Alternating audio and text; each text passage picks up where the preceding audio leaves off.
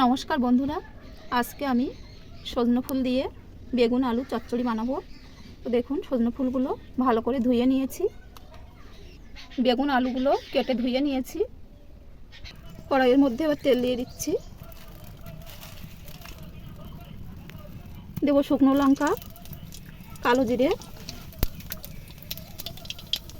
কুচানো পেঁয়াজ,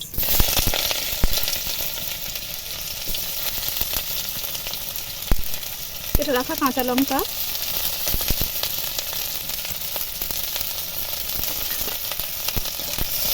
পেঁয়াজ লঙ্কাগুলো লাল লাল করে ভেজে ভেজে নেব।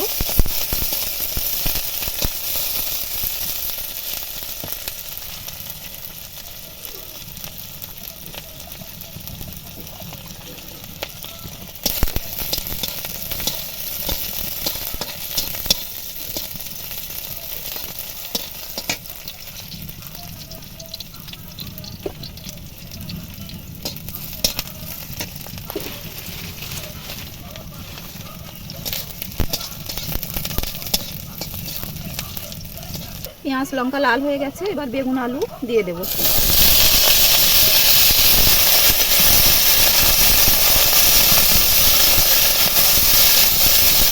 স্বাদ মতো লবণ দেব, হলুদ গুঁড়ো,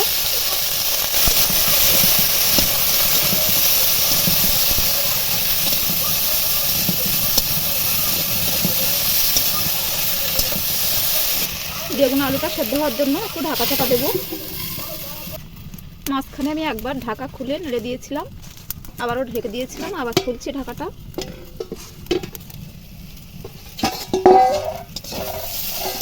এই দেখুন, বেগুন আলু সব সেদ্ধ হয়ে গেছে।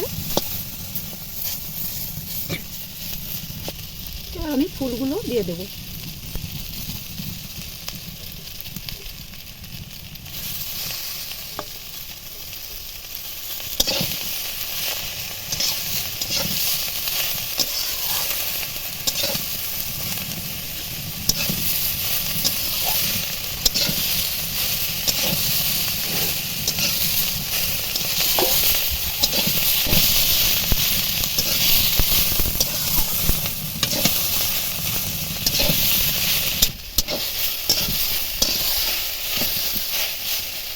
সামান্য একটুখানি চিনি দেবো, দিয়ে নাড়াচাড়া করে নিয়ে নামিয়ে নেব।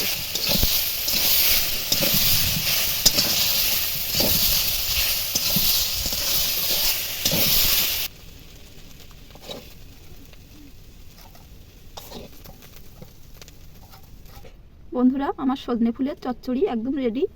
তো এই রেসিপিটি যদি ভালো লাগে একটা কমেন্ট করবেন, আর লাইক শেয়ার সাবস্ক্রাইব করতে ভুলবেন না।